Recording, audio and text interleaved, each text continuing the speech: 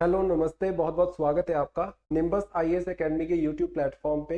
आज की वीडियो में हम डिस्कस करने जा रहे हैं Haryana civil services prelim exam 2023 में जो ज्योग्राफी के क्वेश्चंस पूछे गए हैं।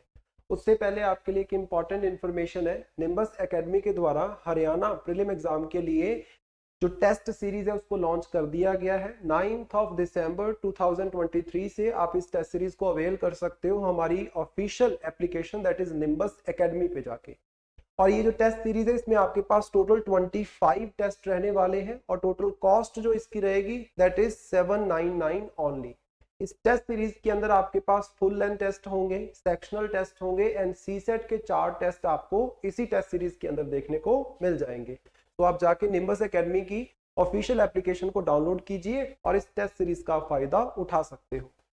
तो सबसे पहला जो हमारे पास क्वेश्चन पूछा गया ज्योग्राफी के सेक्शन में इन HCS 2023, तो उसमें आपके पास क्या है, दो लिस्ट दी गई हैं। फर्स्ट लिस्ट में आपके पास कुछ प्लेट्यूज के नाम दिए गए हैं एंड सेकंड लिस्ट में उनकी लोकेशन बताई गई है। फर्स्ट प्लेट्यू जो यहाँ पे बोला जा रहा है that is albatross plateau, second is telegraph plateau, third is Amsterdam Saint Paul plateau and fourth is Kuril Kamchatka trench. तो ये 4 एरियाज बताए गए हैं, कहाँ पे लोकेटेड है। तो इधर देखो, क्या ये नॉर्थ अटलांटिक ओशन में है, नॉर्थ वेस्ट पैसिफिक ओशन में है, या साउथ ईस्ट पैसिफिक ओशन में है, या फिर इंडियन ओशन में है। तो देखो इन चारों में अगर और किसी के बारे में पता है या नहीं है तो आपको एटलीस्ट जो क्यूरिल एंड कामचटका ट्रेंच है या कामचटका जो प्लेट्यू है रशिया का, उसके बारे में जरूर आपने सुना होगा। जब हम बात करते हैं पैसिफिक ओशन की, तो पैसिफिक ओशन के बिल्कुल ऊपर आपको इस तरीके से क्या है, रशिया देखने को मिलता है। और रशिया का ये वाला जो रीजन है दिस इज कामचटका प्लेट्यू। और इसके बिल्कुल सामने आपको देखने को मिलेगा नॉर्थ अमेरिका, जिसमें कनाडा, यूएसए, मैक्सिको, ये सारे रीजन आ जाते हैं। तो मतलब ये कौन सा रीजन है, पैसिफिक ओशन का नॉर्थ वेस्ट वाला जो एरिया है, वहां पे हमें कामचटका जो प्लेट्यू है, जो पेनिनसुला है खास तौर पे, वो देखने को मिलता है। और उसी के पास आपको क्यूरिल कामचटका जो ट्रेंच है वो देखने को मिलेगी। तो मतलब it is located in north west Pacific ocean. तो मतलब जो हमारा डी है उसका आंसर होना चाहिए सेकंड। तो डी का सेकंड आपको सिर्फ और सिर्फ एक ही ऑप्शन के अंदर दिया गया है, that is option number B. तो कई बार ऐसा होता है कि एक ऑप्शन से ही आपके पूरे का पूरा जो एमसीक्यू है वो सॉल्व हो जाता है। तो जो आपका एल्बेट्रोस है ये आपको कहां पे मिलेगा, it is in south east Pacific ocean. And जो टेलीग्राफ प्लेट्यू है ये आपको मिलेगा नॉर्थ अटलांटिक ओशन के अंदर, ग्रीनलैंड वाली साइड। एंड जो एम्स्टरडम है ये आपको देखने को मिलेगा इंडियन ओशन के अंदर। तो ये आपको पता होनी चाहिए, it is important, right. Next अगर हम बात करते हैं इन इंपॉर्टेंट लोकेशंस के बारे में, तो ईस्ट पैसिफिक राइज या फिर ईस्ट पैसिफिक जो रिज है उसी को बोला जाता है एल्बेट्रोस प्लेट्यू, जो कि अराउंड 1600 किलोमीटर लॉन्ग एक आपको रिज देखने को मिलेगी, जो न्यूजीलैंड से कैलिफोर्निया कोस्ट तक आप बोल सकते हो कनेक्टिविटी प्रोवाइड करती है। देन टेलीग्राफ प्लेट्यू की अगर हम बात करते हैं, ये रीजन आपको नॉर्थ अटलांटिक में ग्रीनलैंड के पास देखने को मिलेगा। And Amsterdam and Saint Paul जो आपके आइलैंड है ये दोनों के दोनों आपको देखने को मिलेंगे सदर्न इंडियन ओशन के अंदर। और ये दोनों के दोनों क्या है, वॉल्केनिक आइलैंड है सदर्न इंडियन ओशन के।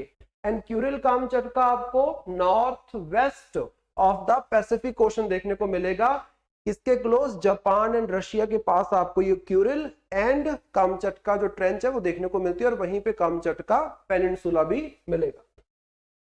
नेक्स्ट क्वेश्चन जो पूछा गया है, एक तरफ हमें जियोग्राफर्स के नाम दिए गए हैं और साथ में उनकी जो कंट्री है, जो मदर कंट्री है, उसके बारे में बताया गया है। तो हमारे पास सबसे पहले जो है that is Jean Brunhes, second जो हमारे पास दिए गए हैं that is Mohammed al Idrisi, third हमारे पास है डेविड हार्वे एंड फोर्थ है हमारे पास ग्रेहार्ड स्कॉट। तो यहाँ पे अगर देखें तो जो जीन ब्रुनहेस है ये तो फ्रांस से बिलोंग करते हैं, तो मतलब पहला तो हमारा सही है। सेकंड की अगर हम बात करें मोहम्मद अल इदरीसी, तो ये इंग्लैंड से लिखा गया है, बट ये कहां से बिलोंग करते थे, जो आज का इटली का रीजन है वहां से ये बिलोंग करते थे। देन डेविड हार्वे जो है वो स्पेन से नहीं, वो ब्रिटिश जियोग्राफर है, तो ये भी हमारा गलत हो जाएगा, थर्ड वाला भी। फोर्थ वाला सही है, दैट इज ग्रेहर्ड स्कॉट, जो कि जर्मनी से बिलोंग करते हैं। तो जो जितने भी इंपॉर्टेंट एटलीस्ट जो बेसिक्स हमें ज्योग्राफी के बताते हैं, ज्योग्राफी की डेफिनेशंस जो दी गई हैं, उन स्कॉलर्स के बारे में, उन जियोग्राफर्स के बारे में बेसिक नॉलेज हमारे पास होनी चाहिए। और ये सारी नॉलेज आपके पास जो एनसीईआरटी है उसके अंदर भी आपको देखने को मिल जाएगी, राइट। सारा नहीं है, लेकिन कुछ इंपॉर्टेंट जियोग्राफर्स के बारे में बताया गया है। तो मतलब यहाँ पे जो फर्स्ट है वो करेक्टली मैच्ड है, देन सेकंड वाला इनकरेक्टली मैच्ड है, थर्ड भी इनकरेक्टली मैच्ड है, but fourth is correctly matched. यहाँ पे क्या पूछा गया है, चूज द करेक्ट आंसर। तो यहाँ पे पूछा था रॉन्गली मैच्ड जो है उनको ढूंढ रहे हैं हमने, तो यहाँ पे सेकंड एंड थर्ड ये दोनों क्या है, रॉन्गली मैच्ड है।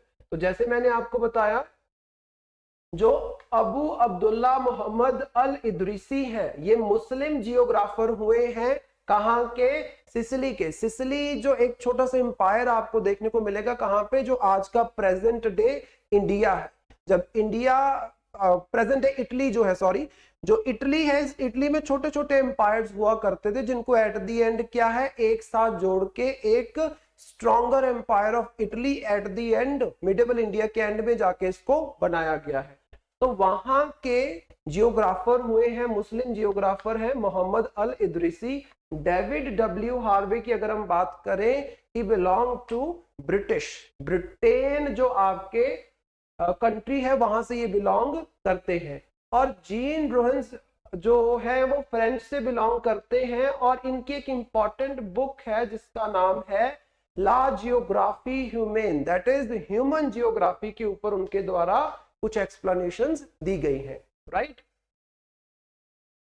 नेक्स्ट क्वेश्चन की अगर हम बात करें, given below are some of the definition of human geography as defined by famous geographers, identify the pair which are rightly matched, जो करेक्टली मैच किए गए हैं। तो चार हमारे पास ह्यूमन जियोग्राफी की डेफिनेशन दी गई है और चार स्कॉलर्स बताए गए हैं, और हमें फाइंड आउट करना है कि करेक्टली मैच्ड है या नहीं।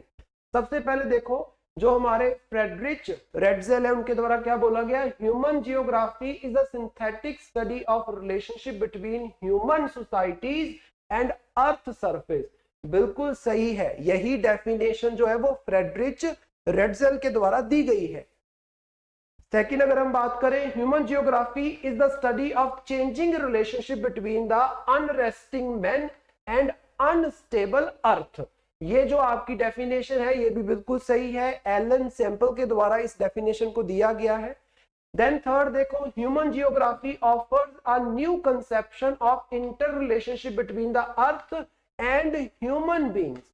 तो अर्थ एंड ह्यूमन बीइंग की जो इंटर रिलेशनशिप वाली डेफिनेशन है, यहां पे लिखा गया है कि एल्सवर्थ हटिंगटन के द्वारा ये दी गई है, but it is wrong. Ellsworth Huntington के द्वारा नहीं, ये वाली जो डेफिनेशन है ये दी गई है पॉल विदल डी ला ब्लेच के द्वारा, राइट।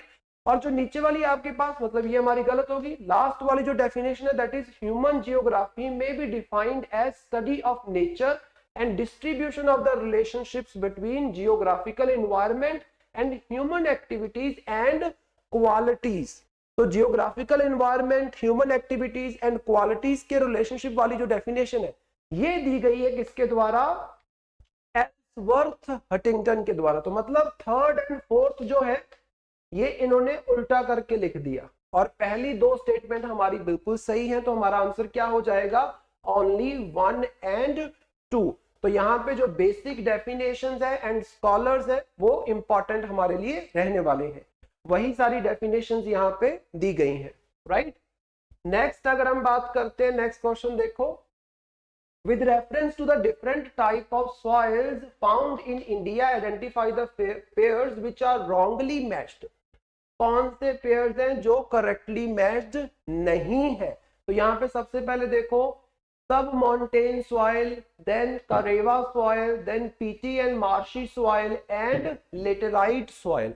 तो आपको पता होना चाहिए जो मेजर सॉइल टाइप्स हमारे इंडिया के अंदर दिखती हैं।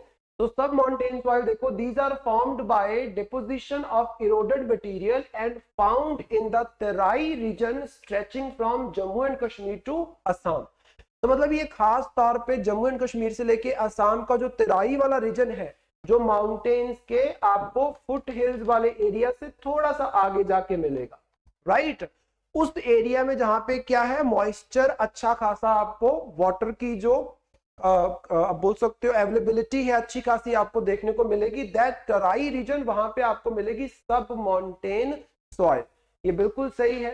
सेकंड अगर हम बात करें karewa soil, these are lacustrine deposit found in Kashmir valley and Bhadarwah valley. तो ये जो लेक थी, एंशियंट लेक के डिपॉजिट से इस तरीके की सॉइल हमें देखने को मिलती है, और ये भी बिल्कुल करेक्ट है, उसी को हम बोलते हैं करेवा सॉइल। थर्ड हमारे पास है PT and marshy soil. These are typical soils of monsoon climate characterized by seasonal rainfall and is deficient in organic matter। देखो सिंपल सी चीज है, जो ये पीटी मार्शी सॉइल है, इसके अंदर ऑर्गेनिक मैटर का कंटेंट जो है वो अच्छा खासा होता है। यहाँ पे बोला जा रहा है कि डेफिशिएंसी होगी, तो ये स्टेटमेंट हमारी रॉन्गली मैच्ड है। फोर्थ देखो लेटेराइट सॉइल की अगर हम बात करें, the soils are rich in humus and organic matter. जो ह्यूमस है आपका, ह्यूमस और ऑर्गेनिक मैटर की अच्छी खासी क्वांटिटी क्या आपको लेटेराइट सॉइल में देखने को मिलती है? बिल्कुल भी नहीं। लेटेराइट सॉइल में आपको मिनरल्स की क्वांटिटी अच्छी देखने को मिल जाएगी, बट जो ऑर्गेनिक मैटर है उसकी कमी रहती है, जिसके लिए क्या है, आपको फर्टिलाइजर्स का इस्तेमाल करना पड़ता है। तो ये भी रॉन्गली मैच्ड है। तो मतलब थर्ड एंड फोर्थ जो है ये रॉन्गली मैच्ड है, ऊपर वाली दो करेक्टली मैच्ड है। पूछा क्या गया था, कौन सी रॉन्गली मैच्ड है? तो हमारे पास आंसर हो जाएगा 3 एंड 4। बिल्कुल बेसिक क्वेश्चन है, सॉइल एंड सॉइल की टाइप्स वो आपको पता होनी चाहिए। तो यहाँ पे यही डेफिनेशन हमारे पास दी गई हैं। देखो ये दोनों गलत दी थी, पीटी एंड मार्शी सॉइल को। देखो the soils are found in regions of heavy rainfall, high humidity and it supports the good growth of vegetation rich in humus and organic matter. अच्छी खासी वेजिटेशन आपको पीटी एंड मार्शी सॉइल के अंदर देखने को मिलेगी, और अच्छा खासा वहां पे ह्यूमस जो है उसका कंटेंट आपको देखने को मिलता है, मतलब ऑर्गेनिक मैटर की क्वांटिटी अच्छी खासी मिलेगी। लेटेराइट में ऑर्गेनिक मैटर की कमी होती है, राइट।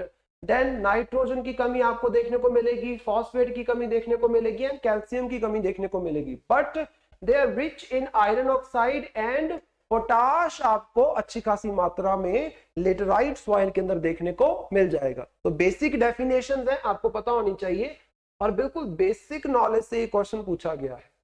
नेक्स्ट देखो, which of the following statement with reference to the natural resources is और आर फॉल्स। कौन सी गलत स्टेटमेंट बताई गई है नेचुरल रिसोर्सेज के ऊपर? तो सबसे पहली स्टेटमेंट देखो, biotic resources are the resources obtained from the biosphere and have life such as human beings, flora, fauna, fisheries, livestock et cetera. तो बायोटिक रिसोर्सेज मतलब जो लिविंग ऑर्गेनिज्म से हमें मिलते हैं, या फिर जो लिविंग ऑर्गेनिज्म हमारे पास है, जिसमें पेड़ पौधे, एनिमल्स, प्लांट्स, ये सब आ जाएगा, राइट। तो ये बिल्कुल सही है, these are biotic sources.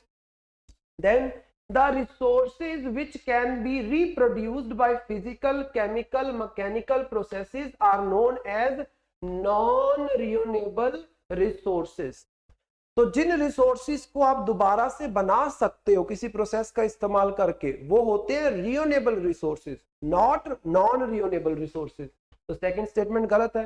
Third देखो, the resources that occur over a very long geological time and take millions of years in their formation are called renewable resources.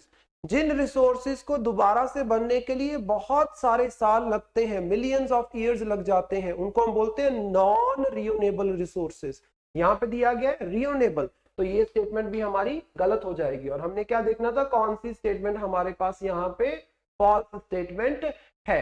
तो यहाँ पे देखो, जो हमारी सेकंड स्टेटमेंट है वो भी गलत है, थर्ड स्टेटमेंट भी गलत है, तो हमारा आंसर हो जाएगा बी। सेकंड एंड थर्ड दोनों की दोनों गलत स्टेटमेंट है।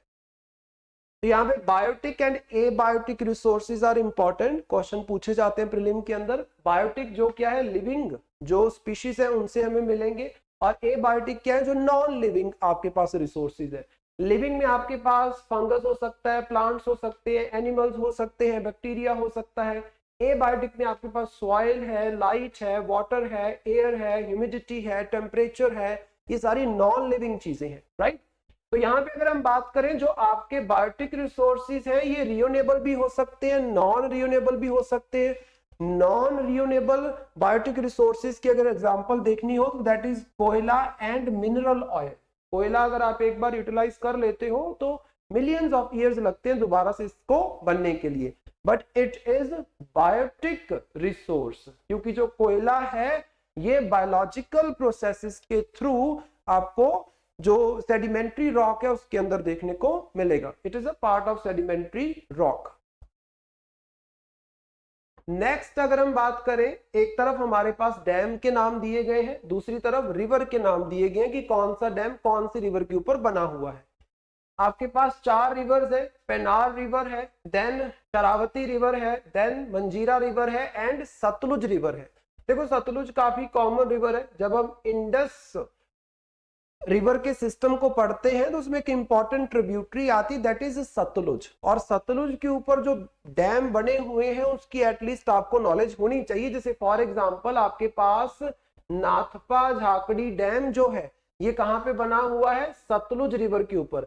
तो मतलब जो सी है उसका 4 आना चाहिए, सी का 4 एक ही स्टेटमेंट में दिया गया है, that is statement number A. तो मतलब बेसिक नॉलेज रखो, जो इंपॉर्टेंट रिवर्स हैं उनके डैम्स के बारे में पढ़ो, हर एक रिवर या हर एक डैम के बारे में पढ़ने की जरूरत नहीं है, क्वेश्चन इसी तरीके से पूछे जाते हैं। तो उससे पहले अगर हम निजाम सागर डैम की बात करते हैं तो निजाम सागर डैम बना हुआ है मंजीरा रिवर के ऊपर। देन सोमासिला डैम की बात करते हैं तो सोमासिला डैम बना हुआ है पेन्नार रिवर के ऊपर। एंड जो आपके पास लिंगाना मक्की डैम है ये आपको मिलेगा शरावती रिवर के ऊपर। तो ये इंपॉर्टेंट है, एक ही डैम और रिवर से आपका ये क्वेश्चन जो है वो सॉल्व हो रहा है। तो यहाँ पे देखो जो निजाम सागर डैम है ये जो है ये निजाम ऑफ हैदराबाद के नाम के पीछे इसका नाम रखा गया है, निजाम सागर डैम, जो आपको क्या है मंजीरा नदी के ऊपर देखने को मिलेगा। And Manjira is tributary of Godavari river, it is important. Second देखो सोमासिला डैम की अगर हम बात करते हैं, it is a dam constructed across Pennar river near Somasila, Nellore district, Andhra Pradesh. तो आंध्र प्रदेश में ये डैम आपको देखने को मिलेगा, सोमासिला जो है जो कि नेल्लौर डिस्ट्रिक्ट के अंदर देखने को हमें मिलता है area. Then Nathpa Jhakri dam की अगर हम बात करें, it is a gravity dam, concrete gravity dam, जो आपको सतलुज रिवर के ऊपर हिमाचल प्रदेश के अंदर देखने को मिलता है। एंड लिंगाना मक्की डैम की अगर हम बात करें तो ये आपको शरावती रिवर के ऊपर देखने को मिलेगा, और ये अराउंड 9 किलोमीटर है कहां से, जॉग वाटरफॉल जो हमारा है कर्नाटका था। तो यहाँ पे कर्नाटका के अंदर, हिमाचल प्रदेश के अंदर, आंध्र प्रदेश के अंदर ये सारे डैम्स आपको देखने को मिलेंगे। नेक्स्ट क्वेश्चन बहुत ही सिंपल क्वेश्चन है, that is arrange the following elements in decreasing order of their availability in the terms of percentage wait in the earth crust. तो अर्थ क्रस्ट के अंदर जो एलिमेंट्स प्रेजेंट है, सबसे ज्यादा कौन सा प्रेजेंट है, उससे कम कौन सा है, उससे कम कौन सा है, एटलीस्ट जो पहले 10 एलिमेंट्स हैं उनकी इंफॉर्मेशन आपके पास होनी चाहिए। तो जब हम अर्थ की क्रस्ट की बात करते हैं तो वहां पे आपको सबसे ज्यादा क्या है, ऑक्सीजन देखने को मिलता है सबसे ज्यादा। नंबर 2 पे आता है सिलिकॉन। तो नंबर 1 पे ऑक्सीजन, नंबर 2 पे सिलिकॉन। तो मतलब ऑक्सीजन मतलब 3 और उसके बाद सिलिकॉन मतलब 1। तो यहाँ ऑप्शंस में देखो 3 उसके बाद 1 एक ही ऑप्शन में दिया गया, that is option number B. तो उसके बाद आ जाएगा आयरन एंड उसके बाद सोडियम। तो बेसिक पता होना चाहिए, क्योंकि जब आप कॉम्पोजिशन ऑफ अर्थ क्रस्ट की बात करते हैं तो इस तरीके से आपको नॉलेज होनी चाहिए कि अराउंड 46.6% जो है वो ऑक्सीजन की प्रेजेंस है, उसके बाद 27.7% जो है वो सिलिकॉन की प्रेजेंट है। तो ये बेसिक तो पता होना चाहिए, ज्यादा कम परसेंटेज वालों के बारे में अगर नहीं भी पता है तो चलता है, लेकिन ये जो मेजर परसेंटेज है ये तो पता होनी चाहिए। देन हमारे पास एल्यूमिनियम है 8.1%, आयरन है आपके पास 5%, कैल्शियम है आपके पास 3.6%, sodium is 2.8, potassium is 2.6, magnesium is 2.1 and other में जो बहुत सारे एलिमेंट्स आ जाते हैं दैट इज 1.5%। तो ये बेसिक वाला इंफॉर्मेशन हमारे पास होना चाहिए ऐसे क्वेश्चंस को सॉल्व करने के लिए। नेक्स्ट हमारे पास एक तरफ कुछ लैंड फॉर्म्स दी गई हैं और दूसरी तरफ बताया गया है कि वो कहाँ पे मिलती हैं, कैसी कंडीशंस में पाई जाती हैं। नंबर 1 हमारे पास है सिल्क। सिल्क की अगर हम बात करते हैं कि सिल्क क्या चीज है, लेपीज क्या चीज है, नेचुरल लेविस क्या चीज है एंड पेडिप्लेन्स क्या है। इन सब में अगर मोस्ट बेसिक हम देखें दैट इज नेचुरल लेविस, जो आपको नेचुरली रिवर्स के अराउंड किनारों पे आप बोल सकते हो बैंक के एरिया में डिपॉजिट देखने को मिलता है। तो नेचुरल लेविस को देखो, the land form associated with the flood plains along the bank of large reverse. अगर आपको ये भी पता है ना कि लेविस क्या चीज है, जो कि बड़ी बेसिक चीज है, जब हम रिवर के बारे में पढ़ते हैं उस टाइम पे भी इसको डिस्कस करते हैं कि जो किनारों पे मिट्टी जम जाती है उसको हम बोलते हैं नेचुरल लेविस। तो ये क्या हो जाएगा, जो सी है इसका आना चाहिए 1। सी का 1 सिर्फ और सिर्फ पहली स्टेटमेंट के अंदर ही दिया गया है, तो इतने में ही हमारा क्वेश्चन सॉल्व हो जाएगा अगर आपके पास बेसिक इंफॉर्मेशन पता है तो। देन अगर हम बात करते हैं सिल्क की, तो silk is the most common of the landforms in glaciated mountains. Mountains में जहां पे आपके पास ग्लेशियर प्रेजेंट है, उस ग्लेशियर की वजह से अगर कोई वैली बन जाती है, वैली लाइक डिप्रेशन बन जाता है, that is called as silk. Then अगर हम बात करते हैं लेपीज की, तो लेपीज को अगर हम देखें, it is the land form formed when most of the limestone is taken away by the pits and trenches। तो मतलब क्या है, एक आपके पास रॉक है उसमें लाइमस्टोन प्रेजेंट है, वो लाइमस्टोन वहां से क्या है इरोड आउट हो जाता है, ठीक है। तो उसमें क्या आपके पास छोटी छोटी इस तरीके से ट्रेंचेस या छोटे छोटे होल्स, पिट्स बन जाते हैं, उसको हम बोल देते हैं लेपीज। देन पेडिप्लेन की अगर हम बात करें, the landform with relatively flat rock surface formed by joining of several pediments generally found in arid and semi-arid areas। देखो पेडिप्लेन्स और उसकी डेफिनेशन के अंदर भी पेडिमेंट्स आ रहा है, तो कहीं ना कहीं अगर नहीं भी पता तो इससे आप आइडिया लगा सकते हो कि जो आपका फोर्थ वाला है इसका 3 होना चाहिए, राइट। तो इट इज ट्रू, तो यहां पे हमारे पास आंसर हो जाएगा ए। तो ये सारी यहाँ पे इनकी जो इमेजेस है वो दी गई हैं। सबसे पहले आपके पास जो सिल्क है उसके बारे में दिया गया है। ये जो आपके पास है माउंटेनियस एरिया में ग्लेशियर के पिघलने की वजह से, ग्लेशियर की मूवमेंट की वजह से एक वैली टाइप डिप्रेशन बन जाता है। देन अगर हम बात करते हैं लाइमस्टोन पेवमेंट या फिर लेपिस की बात करें, तो ये वो लैंडफॉर्म है जिसमें क्या है कि जो आपका लाइमस्टोन है वो इरोड आउट हो जाता है, वहां पे या तो होल्स बन जाएंगे या फिर इस तरीके से ट्रेंचेस बन जाएंगे, राइट। देन हमारे पास नेचुरल लेवीज की अगर हम बात करते हैं, तो नेचुरल लेवीज क्या है कि जो फ्लड प्लेन्स है जहां पे क्या रिवर का पानी फ्लड आउट होता है और वो फ्लड की वजह से रिवर के अराउंड क्या है डिपॉजिट हमें देखने को मिलता है, और वो डिपॉजिट एट द एंड क्या कहलाता है, नेचुरल लेविस। ये नेचुरल भी हो सकते हैं, मैनमेड भी हो सकते हैं। अगर इंसान के द्वारा ऐसे बंद बनाए जा रहे हैं, जो बैंक पे आप बोल सकते हो कि बंद बनाए जा रहे हैं इंसान के द्वारा, that will be called as artificial levees. But naturally भी आपको फ्लड प्लेन्स के अंदर ये देखने को मिल जाएंगे, और ये जो फ्लैट सरफेस है this is called as pediplains, right. Next question देखो, which of the following is not an example of rocks with phaneritic texture. Phaneritic texture का मतलब क्या है कि ऐसी रॉक जिसमें आपको जब आप उसको देखोगे तो आपको प्लेन सरफेस या स्मूथ सरफेस ना दिख के काफी क्रिस्टल सरफेस देखने को मिलता है। तो बड़े छोटे छोटे क्रिस्टल्स आपको दिखते हैं, मतलब प्लेन स्मूथ सरफेस नहीं होता है, काफी रफ सरफेस होता है, उसको बोलते हैं फेनेरिटिक रॉक। तो यहाँ पे देखो ग्रेनाइट है आपके पास, ड्यूराइट है, गैब्रो है या जेब्रो है, एंड चौथा आपके पास है रियोलाइट। तो यहाँ पे अगर हम ग्रेनाइट की बात करें या ड्यूराइट की या फिर जेब्रो की बात करें, ये सारे के सारे रफ सरफेस की रॉक्स हैं। तो मतलब ये सारी एग्जांपल है किसकी, फेनेरिटिक रॉक की एग्जांपल है। बट यहाँ पे जो रियोलाइट है it is a smooth surface rock. यहाँ पे फोटो में देखो, दिस इज रियोलाइट, काफी स्मूथ सरफेस है, और यहाँ पे आपको क्या है छोटे छोटे क्रिस्टल्स देखने को मिलेंगे, मतलब रफ सरफेस देखने को मिलता है, ठीक है, जिसको हम बोलते हैं फेनेरिटिक रॉक, राइट।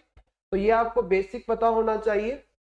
नेक्स्ट अगर हम बात करें, consider the following statements. 3 statement दी गई है किसके बारे में, टिबर रिवर के बारे में।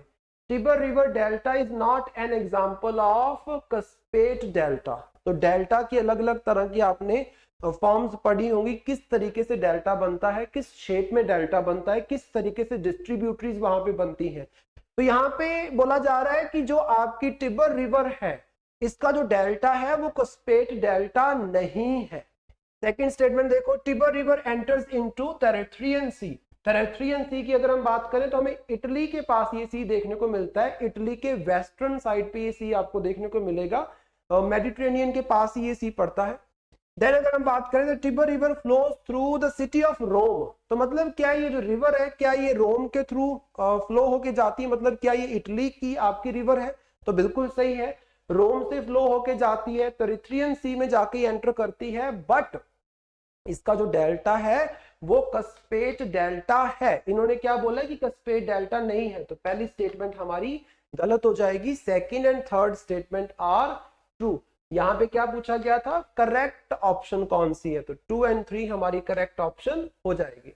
तो यहाँ पे देखो, this is the image of Tiber river. तो ये रिवर आती है देखो रोम सिटी से होते हुए सीधा क्या है समुद्र में टेरेथ्रियन सी में जाके मिल जाती है। तो मतलब यहाँ पे इस तरीके की जो शेप बनती है डेल्टा की, that is called as cuspate delta. यहाँ पे देखो अगर रिवर इस तरीके से जाके मिल रही है सीधा सीधा, that is cuspid delta. But अगर ये रिवर क्या है बहुत सारी ब्रांचेस में डिवाइड हो जाती है तो उसको हम बोलते हैं अरुकेट डेल्टा। एंड अगर ये क्या है बहुत सारी छोटी छोटी आगे ब्रांचेस बन जाती हैं और बीच में कहीं कहीं पे वाटर बॉडीज भी बन जाती हैं, उसको हम बोल देते हैं बर्ड्स फुट डेल्टा। तो ये जो है आपका कस्पेट डेल्टा की एग्जांपल है, Tiber river of Italy, it is important. Next अगर हम बात करें तो रॉक के ऊपर क्वेश्चन पूछा गया है, इंडियन रॉक के ऊपर। तो यहाँ पे आपके पास जो है Kenyon rock system is the oldest rock system of India. तो क्या ये सबसे पुरानी रॉक्स हैं जो एकेनियन जो रॉक्स हैं? देन द मोस्ट कॉमन एकेनियन रॉक इज निस। सबसे ज्यादा जो इंडिया में आपको रॉक मिलती है एकेनियन एरा की, दैट इज निस। देन जो Dharwar system belongs to the latter part of the एकेनियन सिस्टम। जो धारवाड़ सिस्टम ऑफ रॉक्स हम पढ़ते हैं वो भी इसी से बिलोंग करता है, इसी को बिलोंग करता है। तो यहाँ पे तीनों की तीनों बेसिक स्टेटमेंट्स हैं जब हम oldest rock system of India के बारे में पढ़ते हैं, दैट इज एकेनियन रॉक सिस्टम। तो यहाँ पे देखो कुछ बेसिक फीचर्स ऑफ द एकेनियन रॉक सिस्टम। ये ओल्डेस्ट रॉक है, प्री कैम्ब्रियन एरा के टाइम से ये बने हुए हैं, around 4 billion years ago, 4 billion साल पहले ये रॉक जो है ये बनी है जो इंडिया में प्रेजेंट है। Rocks are form due to solidification of molten magma. Magma के जमने की वजह से ये रॉक बनी है, मतलब क्या है ये इग्नियस रॉक है। Then it is also known as basement complex. पूछा जा सकता है कि कौन सी रॉक सिस्टम को बेसमेंट कॉम्प्लेक्स बोला जाता है। क्यों बोलते हैं बेसमेंट कॉम्प्लेक्स इसको? बिकॉज ये सबसे ओल्डेस्ट है, तो ऑटोमेटिकली जो नई रॉक की लेयर्स बनी है, देखो जो सबसे पुरानी है वो सबसे नीचे आपको मिलेगी, उसके ऊपर फर्दर जो रॉक की लेयर्स है वो बनती जाएंगी, तो इसीलिए इसको बोलते हैं basement complex. Then it is azoic या फिर आप बोल सकते हो अनफॉसिलिफेरस। एजोइक या अनफॉसिलिफेरस का मतलब क्या, इसमें फॉसिल्स नहीं मिलते हैं, right, that is the meaning of Azoic. तो यहाँ पे देखो जो आपके पास इग्नियस रॉक होती है जो कि मैग्मा से बनी है, मैग्मा का टेम्परेचर इतना हाई होगा कि अगर उसके अंदर कोई भी ऑर्गेनिक मटेरियल मिलेगा, कोई भी आपके पास बायोलॉजिकल मटेरियल मिलेगा तो वो जल के राख हो जाएगा, और ऑटोमेटिकली वो जल के राख हो जाएगा तो आपके पास फॉसिल्स नहीं बन पाएंगे, राइट।